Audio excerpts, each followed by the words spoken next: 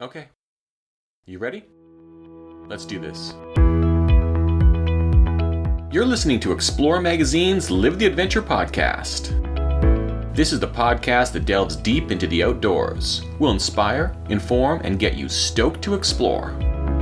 And I'm your host, David Webb. Hello, and welcome to episode 15 of Explore Magazine's Live the Adventure podcast. I'm your host, David Webb. Imagine, you've gone for a hike. The sun starts to set a little earlier than you'd thought. You go to turn around, and suddenly the trail isn't as clear as it once was. It's getting darker. That sick feeling sets in. You're lost. You have one bar left on your cell phone. What do? Well, if you're on the North Shore of Vancouver, British Columbia, you call 911 and wait for North Shore Search and Rescue to come for you. Today, my guest is Mike Danks, team leader of North Shore Search and Rescue. North Shore Search and Rescue is the busiest search and rescue team in Canada, responding to well over 100 calls annually. They're also the subject of a new docu-series streaming on Knowledge Network called Search and Rescue, North Shore. The series is a fascinating look at the rescue operations that this all-volunteer team tackles on a regular basis. Plus, it's an educational tool for any outdoor adventurer. Stay tuned as I chat with Mike Danks about search and rescue, safety tips, and everything about this exciting new series.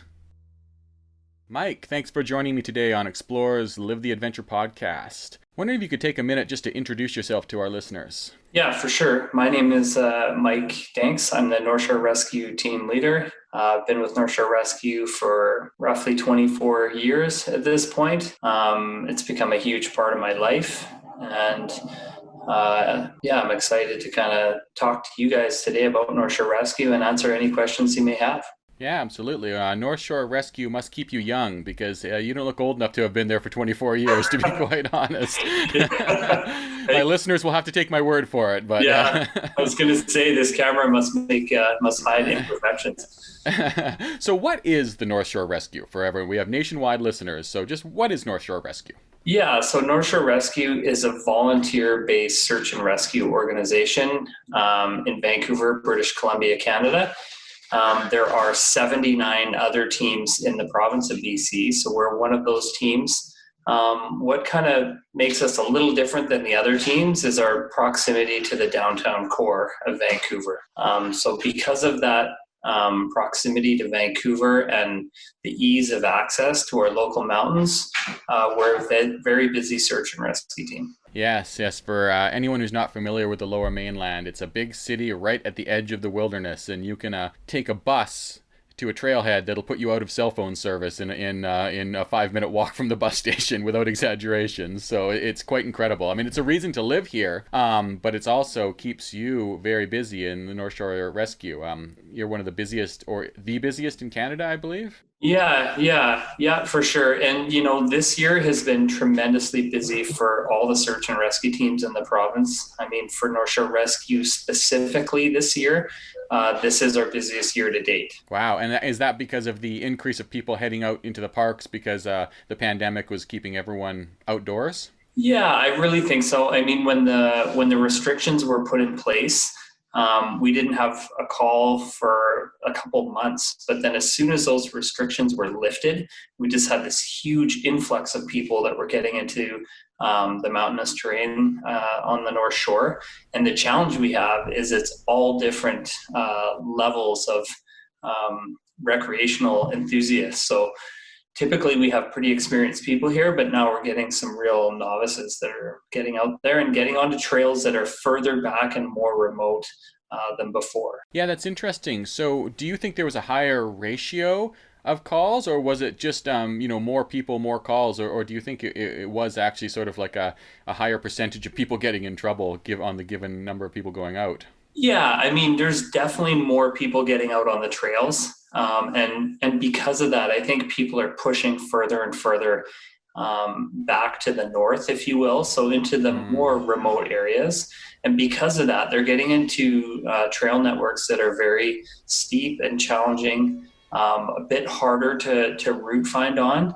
And as soon as you're off those trails, you get into really steep, treacherous terrain quickly. Maybe some of the crowding on the trails is trying to get people to find less crowded trails and venturing into areas that maybe they wouldn't have normally gone and maybe aren't prepared to go to.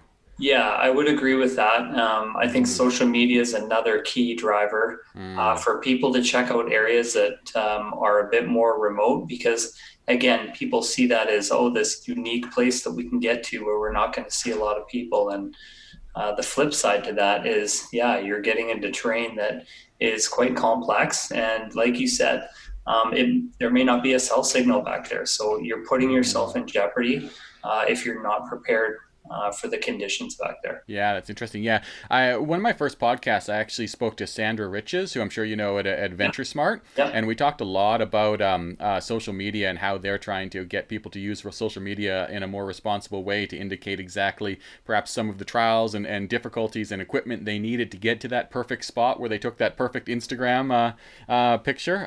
Yeah. But yeah, I can see that as being more encouraging, and particularly in places that are relatively easy to access the trailheads anyway, like in Norvan Falls, or something like that, where you can start out pretty easily and then get it gets harder after that. Yeah. Yeah, absolutely. I mean, that's a prime example. Kind of Norvan Mm-hmm. Falls is kind of a front country area, but it has access to many different more remote spots that you can get lost. Mm-hmm. And to be honest, I mean, we've had people that have been right at that junction that we've never found again. That's So crazy. It's yeah. incredible. It really is. So when you said you didn't have there were no calls for what, the 2 months of the pandemic, and then they started up again. Regularly speaking, how many calls would North Shore Rescue see, on say a monthly basis? What are you seeing? Yeah, I mean, I'm better at the yearly average if we can, but Okay, yeah, yearly's fine. Yeah. yeah, if we look back to around 2016, we averaged around 90 to 100 calls a year. Mm. 2016 onwards, we bumped up to around 130 to 140 calls. And currently in 2020, we're sitting at I think it's 136 calls in mid-November here. That is a lot. Wow. That is more than I thought. Holy cow. Yeah, it's and again, it's we've adapted to it, which I think is a good thing, and I think other teams have done the same. You just need to really Mm-hmm. be strategic about how you respond to these calls. Be very crafty with the resources that you have available to you. Mm-hmm. So, you mentioned the teams there, and who are the North Shore Rescue? Who are these people? Who are these volunteers? Yeah, I mean, I think that is the strength of search and rescue in British Columbia. It's a very diverse group. You have your token first responders, your paramedics, your police, your firefighters, but then we have a lot of others. So we have engineers, construction. I mean, you name it, we have that person on our team, and I think it gives us a lot of diversity in our availability. And then it gives you many different lenses at looking at different situations as well. So because of that, I think it makes us stronger. But it is a very diverse group for sure. Yeah, that's interesting. Everyone bringing a different skill set. Now, you mentioned first responders and an engineer and things, but these are volunteers. This is outside of your day job.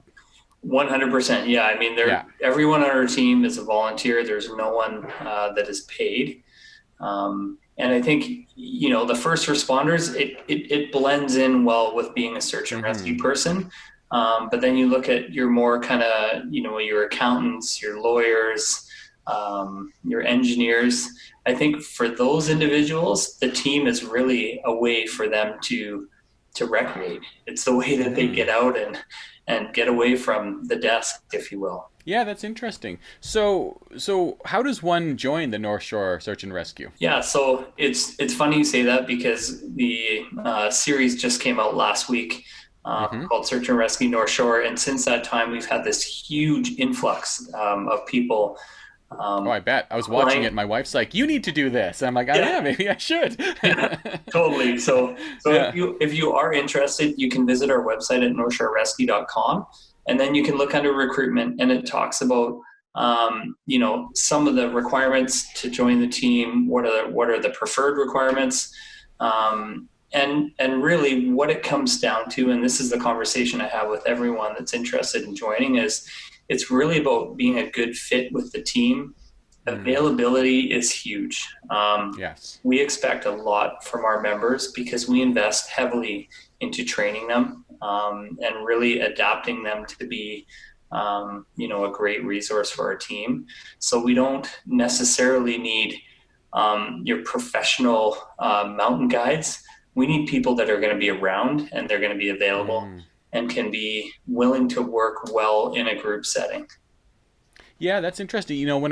Every time I hear about a North Shore rescue call, or I've spoken to people who belong to the organization, or watching the show, which we'll get into later in the podcast, I think to myself, so you're going out. How do you balance that? How do you balance that in your life? Like how do you commit to the North Shore Search and Rescue? You mentioned in the first episode, you talk about that, about being called away from a family commitment, or you think of someone who might have a day job as an accountant. What if they're called out all night on an all night search? What do they do the next day, or how does that work exactly? Those logistics. Yeah, and I think each situation is going to be unique. But one of the things that we do on the front end of people that apply is we make sure that they speak with their employer about the commitment it takes to join North Shore Rescue. And there are going to be times that people have to report to work. So that's something, that you have to keep in mind, and that's going to affect your availability. And I think we're realistic about it. If you have to work in the morning and you have a very important meeting, maybe you're not available that night to go into the field. So that's kind of what I talked about, the diversity of different occupations, is it gives us that flexibility. If we have a call on the weekend, we typically have way more people available. It's Monday to Friday is the challenge to kind of fill that void. But then you look at the first responder schedule, and we have first responders that are available during that time. So.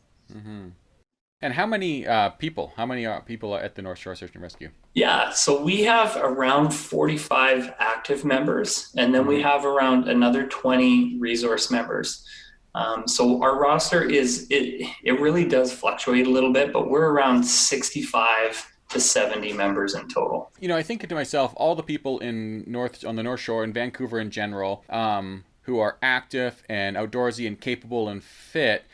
Is it really, to narrow it down to those 45 people, is it really the ability to commit is why it is, like, that's a relatively small crew when you think about it. Is it just because those are the people who could really commit, or are there tryouts? Is it more, could you not make it, if you thought maybe you could be a part of it, or how does that get down to that number? Yeah, and that's been a fairly consistent number since the inception of the organization, and it's a number that works well training wise. We could build that number up to a higher level, but what we've really found is, out of the 45 active members we have, you probably have around 20 that are there 60% of the time. So it's really hard to commit to that level that we require, and we feel that if we build that number up higher, it's just going to allow more room for people to kind of be a part of the organization but not be as well engaged. So no, that makes sense. Yeah, I get that. I totally get that. Yeah, engagement. So to distill it down, Yeah, exactly. Yeah. Getting back to the way the North Shore Search and Rescue is run, and it's a volunteer basis. And and just living near the North Shore like I do, and anyone in Vancouver who's seen maybe the helicopter or seen the crews go out, or if anyone wants to watch the show, which you all should, and again we'll get into that in a minute. We've got helicopters, we've got jeeps, we've got. Where does all this funding come from? How does the North Shore Search and Rescue operate? Yeah, so that's a great question. And the number one thing, helicopters are paid for by the province. So anytime we have an active search, we apply to the province to use an aircraft, and we have to meet a certain criteria to be eligible to use that asset. But and you have to apply to that every time you'd want it. If there's a call and you think that you need a helicopter, you apply every single time for that criteria? And I guess apply isn't really the right word, but we have an established pre-plan with the province. So we get up to 60 minutes of airtime just by saying we need a helicopter. And then we can define, exactly why within that hour period. But if you look at training, we're responsible for the cost of all training that happens with North Shore Rescue. And we are probably in and around $100,000 a year just on airtime for training. Oh, I can imagine. Yeah. So those costs go up very quickly. We have a new program that we're starting with North Shore Rescue that involves using a hoist with a little bit larger of a helicopter. And again, the costs for that machine are a little bit more than using the A-Stars. So the cost goes up on that. Are the pilots a part of the NSR, or are they someone different? The pilots, I would say, they're not officially members of our team, but they are as close as you can get to being a part of the team. We consider them family. We speak with the pilots on a daily basis. They're an integral part of our operation, and we highly value the relationship that we have with Talon Helicopters, who we've worked with for well over 15 years. To get back to the money side of things, I mean, we spend around $500,000 a year just to keep our team running, and that's maintenance costs. That includes extra training that we do, maintenance on our facilities, personal protective equipment, new capital projects. So there's always a ton going on. We do see some funding from the province. Now they've kind of started this new program. So North Shore Rescue could receive $100,000 to $200,000 from the provincial government on an annual basis. That's our hope. They're still trying to work out exactly what that funding is going to be. And that's new. That's something brand new. That's new funding, yeah. And again, that's going to be for a set period of time, and then it's going to be reevaluated. And then we're lucky on the North Shore here, the 3 municipalities, West Vancouver, North Van District, and the City of North Vancouver contribute, I think it's around $150,000 to the team as well, which pays for an administrative assistant and some of the insurance and fuel costs for our vehicles. But you can still see that we're well in the red.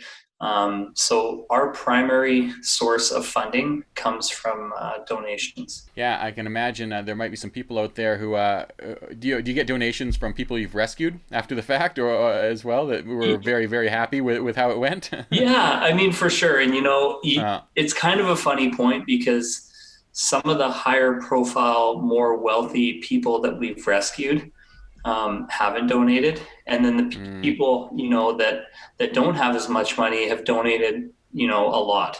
So it really fluctuates. We're super lucky here on the North Shore that the community really rallies around our team, and if we do have a certain project, we can advertise that on social media, get out in the media and ask for funding, and the community's great in supporting us. It's funny. I want to circle back to something you said about so you've got certain different types of people, the first responders, and then sort of people who might have who are not first responders, and you mentioned that they sort of see this as a form of recreation in some ways. Yeah. Because I was watching the show.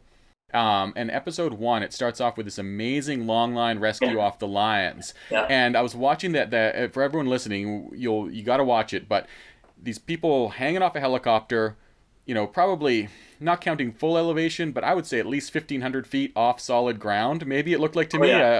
For sure. And lowered down onto the side of a cliff, and then lifting someone up. And I was like, is it just me, or does that look fun? Like, is there that obviously there were also in that show, and you would deal with more traumatic rescues and more things that are not fun or just necessary first responder type stuff, but there is a sense of excitement and adventure to some of it. Would I be wrong in saying that? No, you know what, you're absolutely right. I mean, it is exciting for us. It's a calculated risk. We're doing long line rescues for a reason, because they're very efficient. They require less manpower. But at the same token, I mean, it is exciting for us. But we really have to stay calm and focus on the task at hand. And I think what you'll find with a lot of people in search and rescue is the time that we spend on rescues actually helping people is very therapeutic for us. I find it a real stress reliever. But the interesting thing too is I also just read a book from one of our former members that talks about PTSD and the cumulative effect of PTSD from seeing some of the terrible things that we see. And that's a real reality that we face as well, and something that we're going to work hard to try to break down the barriers on, and really to watch out for our members, to ensure that we're there to support them as well. Yeah, I can well imagine. just having watched the show, as we'll get into the show now. How did that come to be? What was the spark that made this show happen? I think, we've always had a lot of interest from people that wanted to do a reality series on North Shore Rescue. We had a documentary that was done. It was probably four years ago now on us. I remember it. Yeah. Yeah, by Dream Films. That we got really lucky with Dream Films because they did a fantastic job. They represented search and rescue very well. So we were approached by Jenny and Grant, and they were interested in doing a very similar series on us. And it took a long time, to be honest, to convince our board of directors and our search managers to do it. But in the end, I mean, for us, it's about awareness for people in the community and more broadly throughout the province, to really showcase what the teams in British Columbia do to get the message out that we're all volunteers. And really, we really hope this will educate people on some of the calls that we're dealing with and the lack of preparedness of a lot of our customers. So what were some of the concerns that the board of directors would have had about the show, or what were just some of the things that needed to be addressed?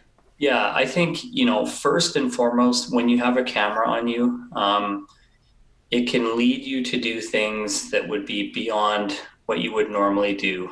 That was a big concern. Safety was first and foremost.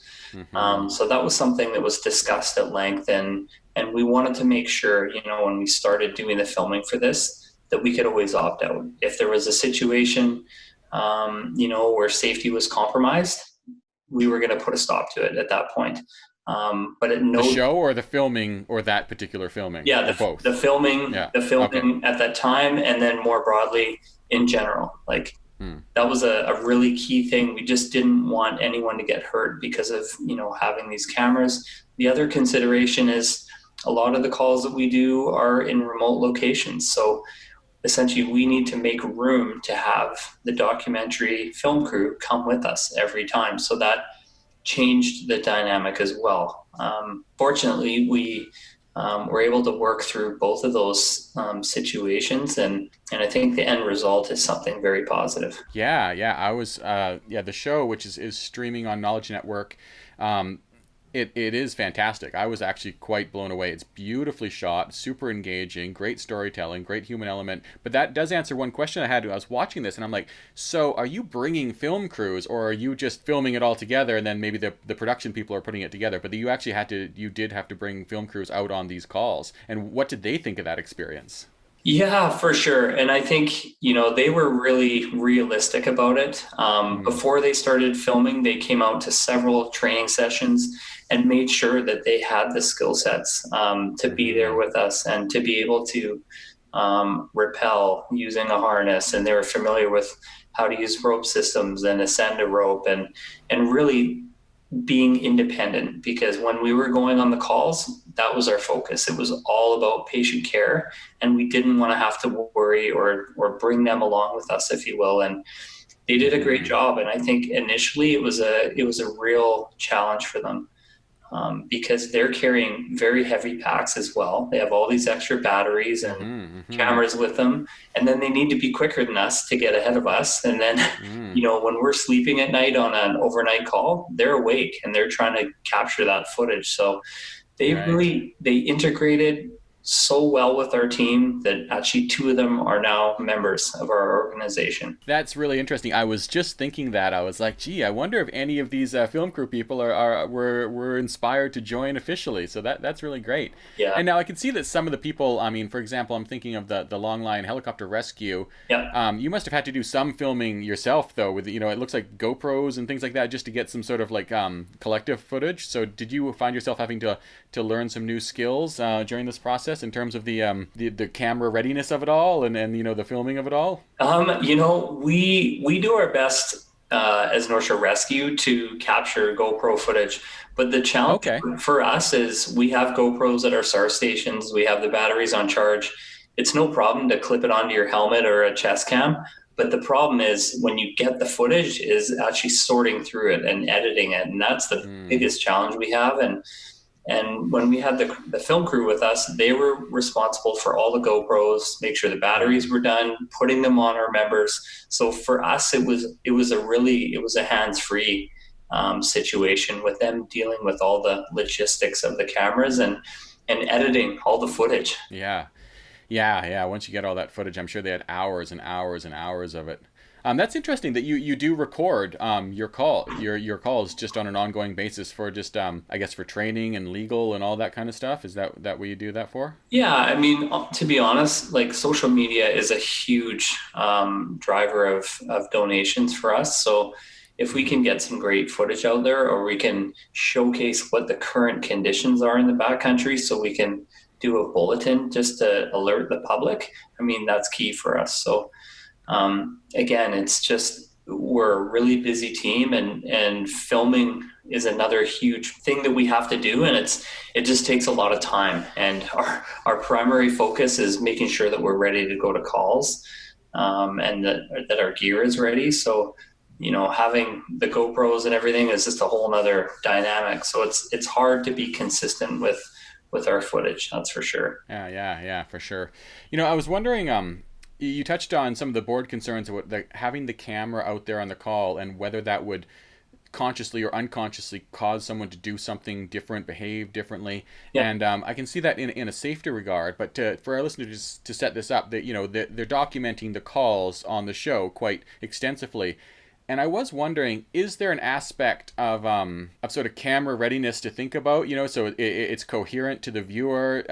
Maybe some of the CB calls being rephrased for the camera because maybe it was a little off the cuff, maybe too off the cuff, or is this just like real as real gets? What we're saying? Yeah. There is no setting up any of the radio calls.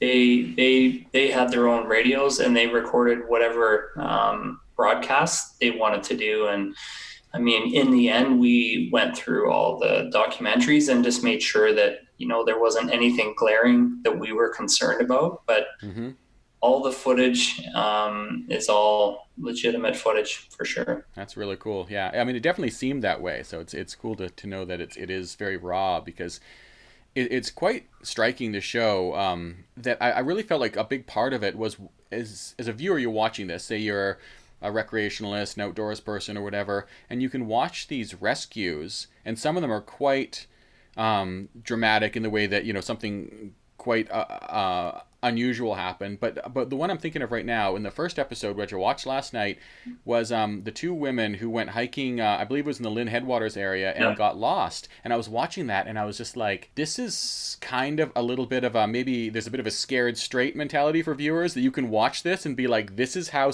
it can go so wrong. Is that part of the show, to show people that, like, firsthand, you think it's okay, I'm going to show you firsthand, and now you're going to know? Was that sort of something that you hope people take from the show as they watch it? Yeah, absolutely. I mean, that is such a key piece.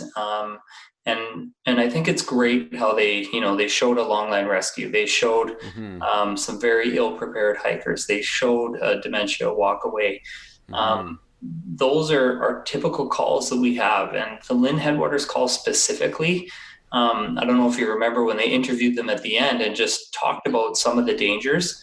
I mean, exactly where they were is where we've not located some young men.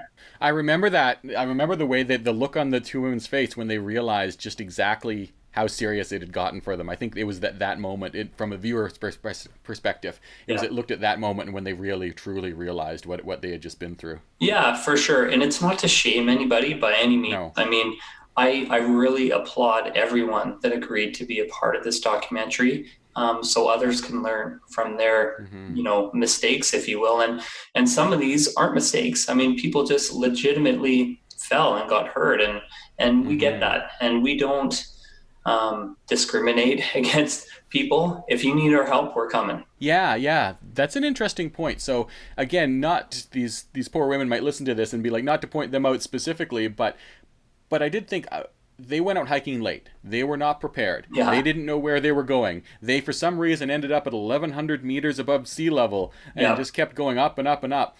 And you think, as a member, you're out there, you're pushing through the rain and the mud, and it's freezing cold, and it's 2 a.m.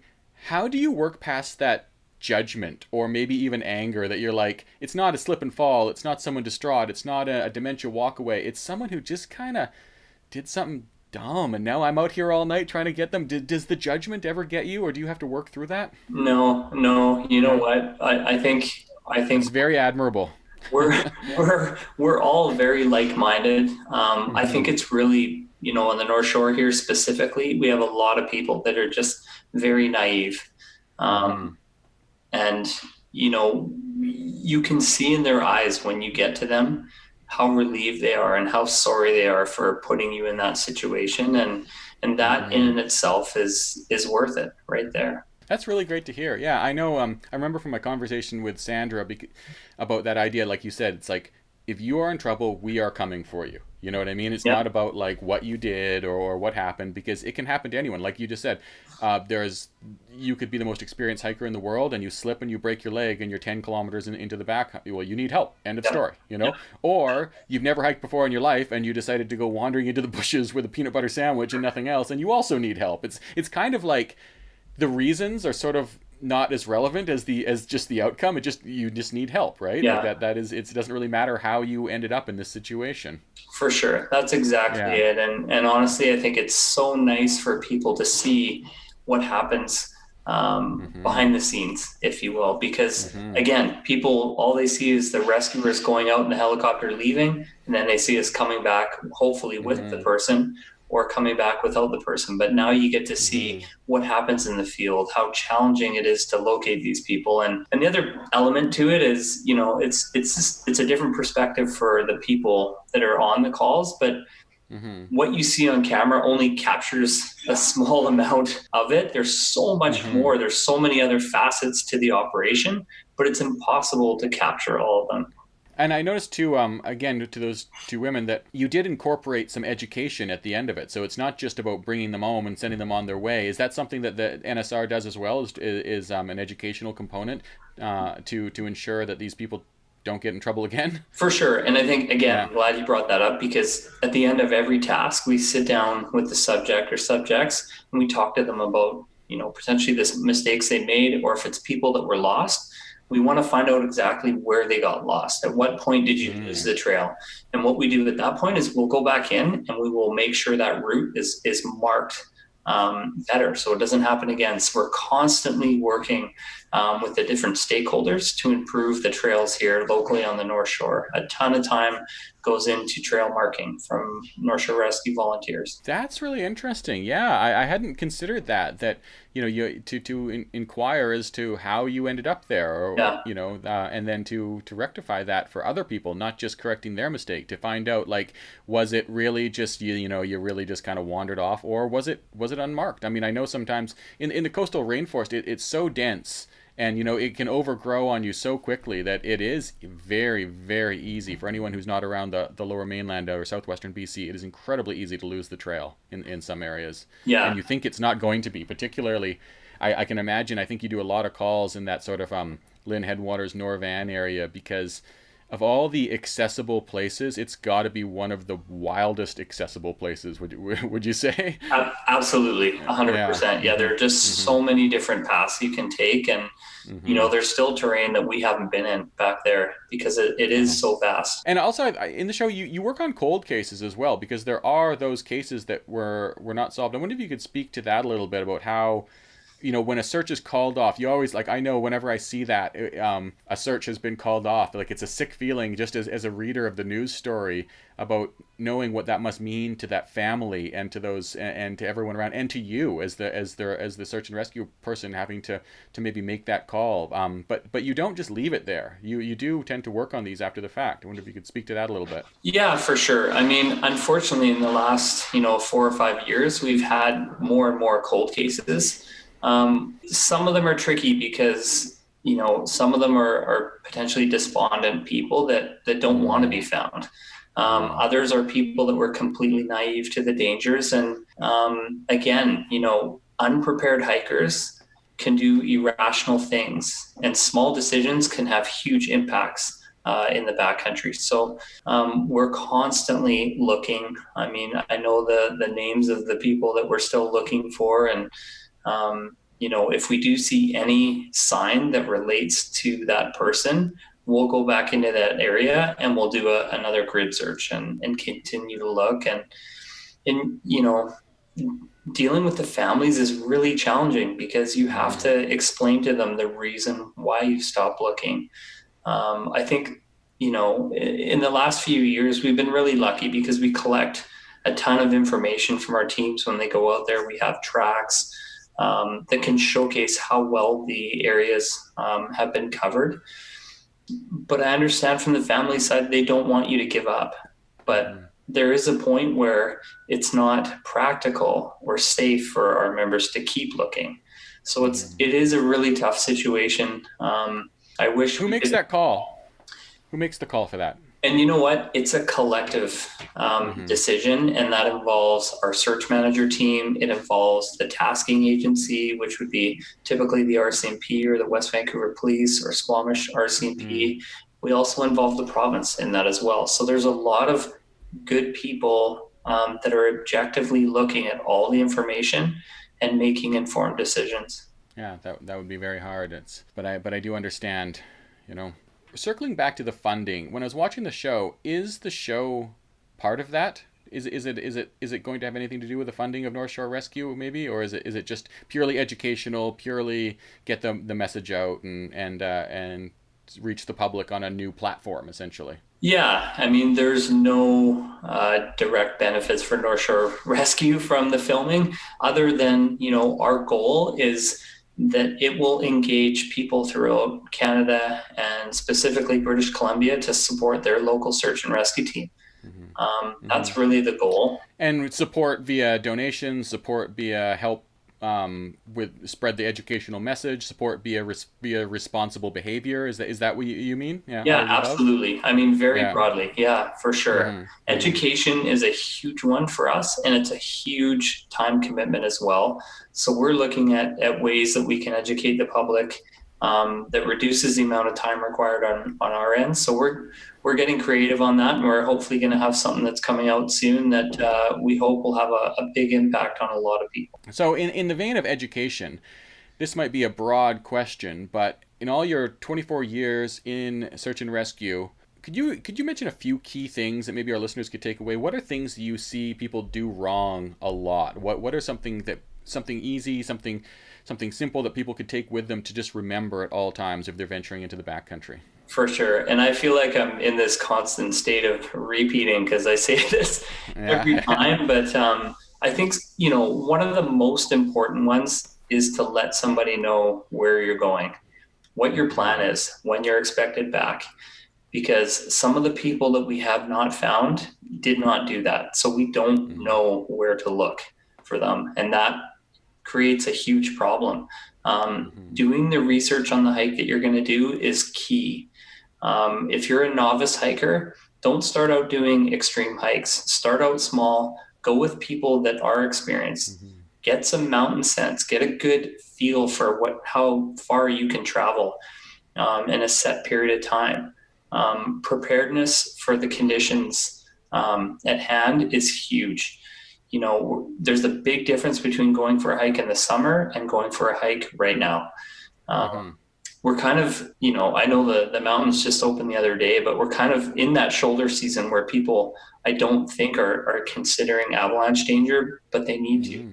And they need to have all their avalanche safety equipment, and they need to know how to navigate through that type of terrain and avoid it if possible. Earlier sunset's got to be a bit of do you ever see an increase in calls right around the time change? Oh, huge. Yeah. So having a light source is massive. And I can go back to this call that we had for a group of 7 hikers that went up to St. Mark's Summit to capture the sunset. Nobody brought a light. No. Like, you know what I mean? Like, these are just, again, they're naive.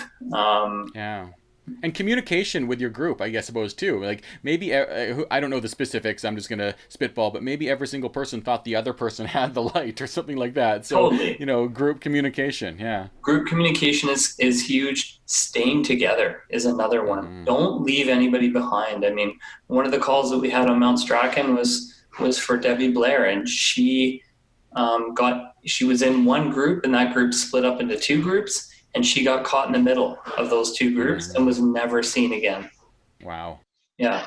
You know, I think that's the one thing, if you can take many things from watching the show, but just these simple things that can just turn on you like that, you know, just starting your hike too late, or just getting slightly separated, and to keep that in mind, and to not maybe let that haunt you per se. Like, we want people, like, I want people to get outside, and I'm sure you do too. And I know I've talked to like Sandra Riches at Adventure Smart, who was always like, we want people outside and enjoying, but realize that, yeah, I mean, it's incredible to think that you could go out hiking with a group splits up, you tie in your shoelaces, you turn around and you realize you got left behind, and disaster, just like that, you know? Yeah, totally.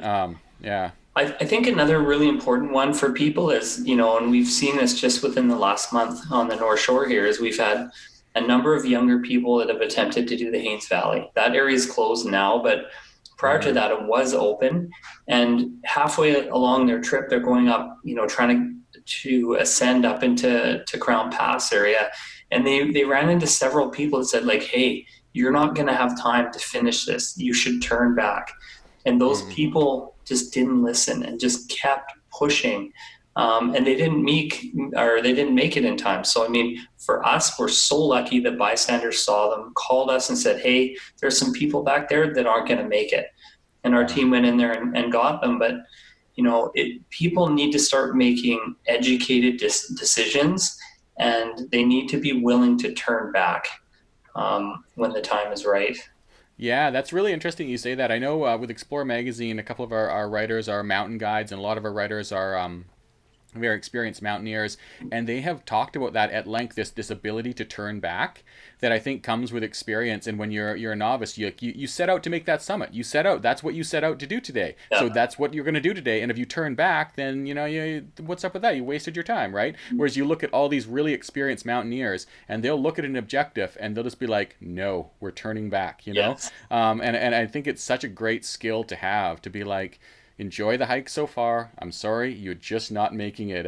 You know, you just take in the view from where you stand and turn around and walk back. And I'm glad you mentioned that, because I think that could save a lot of people a lot of headache if they just kind of had the ability to call it a little easier. It's human nature sometimes not to want to do that. If you've planned, you know, maybe you've thought about that all week, that you're gonna do that trail, and then to turn around. Yeah. Another one we had was a couple female hikers that were trying to do the Haines Valley again, and they had left their trip plan, their note, and we had just enough time to fly a team into the Haines Valley just before darkness to look for them. And they made the decision, you know what, we're not going to make it. We're going to turn back. And all along the trail, they kept putting an arrow pointing the direction they were going and said, 2 ladies.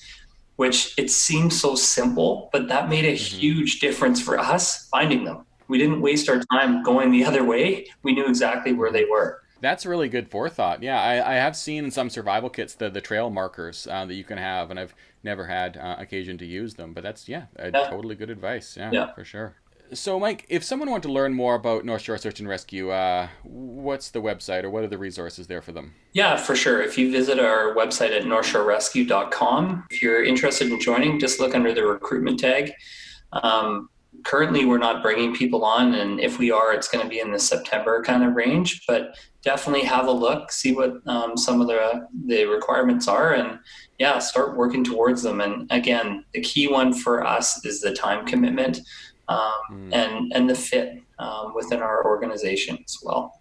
Yeah, when all my listeners watch the show, North Shore Search and Rescue, it is great to see the group working together and how cooperative everyone is. And there was this one scene where you're rescuing the Dimension Walkaway, when I heard someone give a command to someone else about just doing something a little different. And it was just done so politely and well spoken. And I was just like, wow, this team is just working together so well. So I definitely understand how important that fit is to be a positive and contributing team member. Just remember, you're kind of seeing the icing on the cake. That's what it's really about. But you know, the majority of the work is done in preparation of those calls, and it's training, it's maintenance on our facilities, it's fundraising, it's public education. So hopefully those are going to be some key drivers for you as well.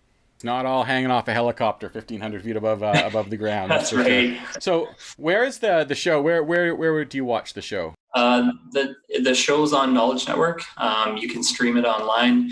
If you're not a member of Knowledge Network, you can sign up for free. It's really straightforward. Yeah, I really, really recommend everyone checking it out. I started watching it in preparation for the podcast, and I actually turned it off 5 minutes in. I'm like, no, I want my wife to see this too. This is really good. And so we watched it. We watched it last night. It's really, really excellent. I'm looking forward to watching episode 2 tonight. Okay, cool. Yeah. Thanks a lot, Mike. Thanks for joining me today. That was a great chat. Okay. Yeah. Thank you for your time and for getting the message out. I really appreciate it. It's so inspiring to know that search and rescue teams are coming for you. They're coming for you no matter how you got into your predicament, and they will do their best to bring you home, judgment-free. And the new show is truly fantastic. Surf over to knowledge.ca and stream it today. It's a vital look at search and rescue teams, as well as a valuable educational tool on how things can go wrong and the challenges even experienced outdoors people can encounter. I was inspired. I hope you were inspired by this podcast and that you will be inspired by the show. Thanks for tuning in today. I'm David Webb, and hey, live the adventure.